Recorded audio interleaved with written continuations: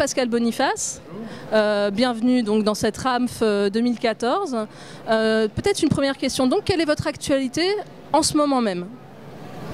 Je viens de sortir un livre qui s'intitule « La France malade du conflit israélo-palestinien » parce que je pense que même si ce n'est pas le problème prioritaire pour la France, ses conséquences sur la société, les querelles que ça déclenche, l'importation du conflit, les conséquences négatives sont extrêmement importantes et j'essaye de démontrer ça dans ce livre. Et le futur livre que je ferai sera dans un genre différent sur la géopolitique du sport, en quoi le sport est un instrument d'influence, de puissance, à quelques semaines de l'ouverture du mondial au Brésil. D'accord. Prochaine question. Voilà, vous êtes intervenu sur la politique étrangère de la France. En quoi est-ce important aujourd'hui, et notamment dans le cadre de cette RAMF, de parler donc de la politique étrangère de la France ? Ce qui est marquant quand on voit le programme de cette 31e réunion, c'est la diversité des forums culturels, des forums religieux, des forums sociétaux et des forums stratégiques, puisqu'il y a au moins 2 tables rondes sur les questions stratégiques et peut-être d'autres encore. Voilà, ça me paraît vraiment légitime et nécessaire que dans cette réunion annuelle, l'ensemble des sujets soient abordés et qu'il n'y ait pas un seul aspect, mais tous les sujets sont importants et dans un monde globalisé, je pense que les aspects internationaux sont importants pour tous et je trouve pertinent et judicieux que ce rassemblement annuel des musulmans de France aborde également les questions stratégiques et pas seulement les questions cultuelles ou culturelles.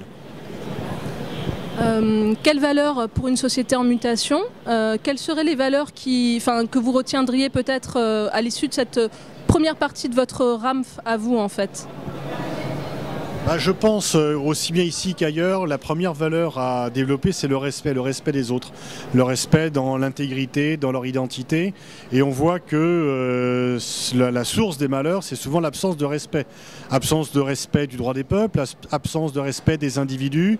Et c'est l'humiliation qui est certainement le déclencheur de haine le plus fort. Et donc respecter les gens, respecter les peuples est certainement le message de vouloir vivre ensemble le plus important.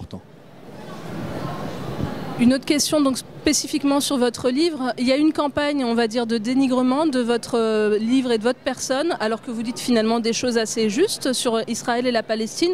Est-ce que vous pouviez, on peut peut-être vous offrir entre guillemets une tribune libre. Donc, qu'est-ce que vous voudriez dire à votre détracteur? Un droit de réponse. Le droit de réponse, quand je vois la pétition en ligne qui a été lancée pour me soutenir et le nom des gens qui y figurent, plus de 5000 signatures, quand je compare le nom des gens qui me soutiennent et le nom des gens qui m'attaquent, je suis fier des deux parce que ceux qui m'attaquent ne sont pas vraiment très dignes dans leurs arguments et ceux qui me soutiennent ont quand même, par leur carrière, par leurs engagements, par leur intégrité, obtenu une reconnaissance. Vraiment une toute dernière question très rapide. Votre pronostic pour ce soir, puisque vous allez au Stade de France? Écoutez, je ne ferai pas mystère de mes préférences parisiennes.